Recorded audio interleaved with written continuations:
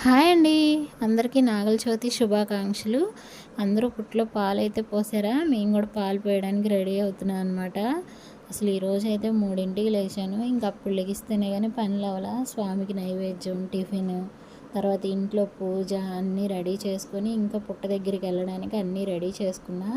దీపారాజనకి ఒత్తులు, నూనె, పమ్మిదులు, తాంబూలం, విడి పువ్వులు, అలాగే టవల్, నాగల టవల్ పెడతాం మేము. నాగల టవల్ మా మరదలు నేనైతే ముందు వెళ్ళిపోయాం అనమాట. స్వామి వచ్చే టయానికి ఇంక పూజకి అన్నీ రెడీ చేస్తే వాళ్ళు వచ్చి పాలు అవి పోస్తారని ఇంకెళ్ళి పూజకి అన్నీ రెడీ చేస్తున్నా.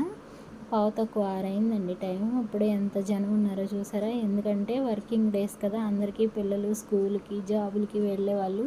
ఇంకా అందరూ పొద్దున్నైతే అస్సలు ఖాళీ లేదు. ఇంకా అలాగే పూజకి అయితే అన్నీ రెడీ చేస్తే ఇంక స్వామి వాళ్ళు కూడా వచ్చేసారు.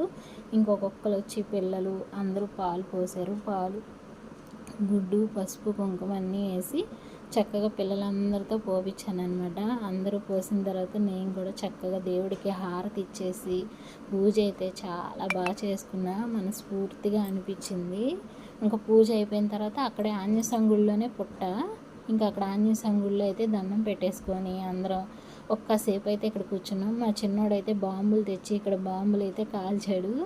ఇంకా బాంబులు కాల్చిన లేదని ఇంకా పేచి కూడా పెట్టాడు. స్కూల్కి టైం అయిపోతుంది అందుకోసమనే ఇంకా అక్కడి నుంచి బయలుదేరిపోయాం. స్వాములేమో అటు నుంచి అటు గుడికి అయితే వెళ్ళారు. మేము ఇంటికి వచ్చేసాం. మీరైతే ఒక లైక్ చేయండి. బాయ్.